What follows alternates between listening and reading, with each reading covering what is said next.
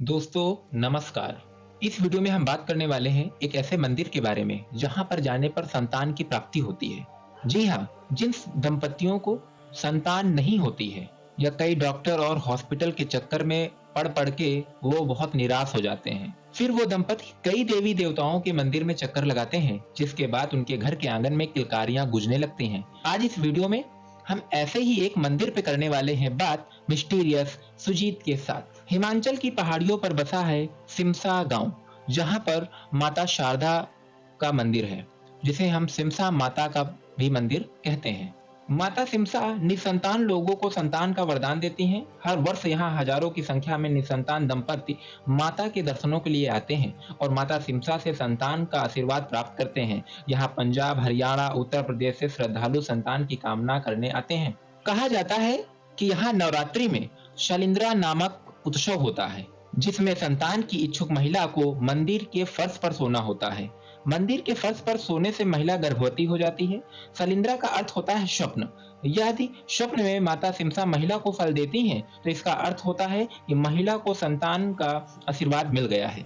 यदि कोई महिला मंदिर की फर्श पर भक्ति भाव और विश्वास के साथ सोती है, तो माता सिमसा उसके सपने में आकर संतान प्राप्ति का आशीर्वाद देती हैं। माना जाता है कि अगर स्वप्न में मां महिला को कोई फूल या फल देती हैं, तो महिला को संतान होना निश्चित है। इस मंदिर में नवरात्रि में बहुत ज्यादा संख्या में श्रद्धालु आते हैं, क्योंकि नवरात्रों में ही महिलाएं यहाँ आकर सोती हैं और संतान प्राप्ति का वर प्राप्त करती हैं। लिंग का भी मां देती हैं संकेत। कहा जाता है कि स्वप्न में मां ये भी बता देती हैं कि आपको पुत्र होगा या पुत्री। कहा जाता है कि अगर सपने में महिला को मां से केले या अमरूद का फल मिलता है, तो उसका अर्थ होता है कि उसे पुत्र होगा। अगर भिंडी या लौकी मिलती है, तो इसका अर्थ है कि महिला को होने वाली संतान लड़की होगी। चमत्कार वाली बात यह है कि माता सिमसा अपने भक्तों को यह तक बता देती हैं कि उनकी संतान नहीं होगी या बहुत देर से होगी। अगर महिला को स्वप्न में कोई धातु या लकड़ी से मिली कोई ठोस वस्तु प्राप्त हो, तो इसका मतलब है कि महिला की संतान नहीं होगी या फिर देर से होगी। मंदिर के पास एक बावड़ी भी है, जहां स्नान करने के बाद महिलाएं मंदिर के बरामदे में सोती हैं, ताकि सपने में आकर मां उनको संतान का वर दे सकें। कहा जाता है कि अगर संतान न होने का सपना आने के बाद भी कोई महिला यहाँ सोती है, तो मां को यह मंजूर नहीं होता है। महिला को चींटियां काटने लगती हैं और शरीर पर लाल निशान पड़ जाते हैं। फिर उनको यहाँ से जाना पड़ता है।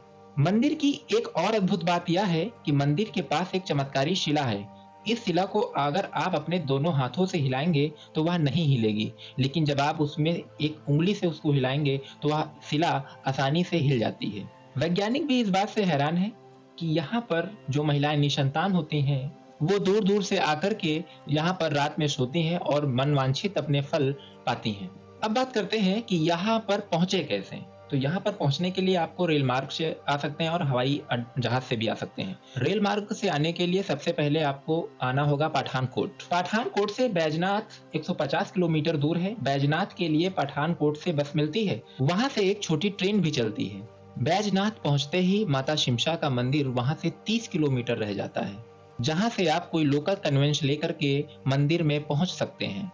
वीडियो आपको कैसा लगा कमेंट में बताइएगा, और अगर आप जाना चाहते हैं तो बिल्कुल जाइए। इसी के साथ यह वीडियो समाप्त करते हैं। मिलते हैं नेक्स्ट वीडियो में। धन्यवाद।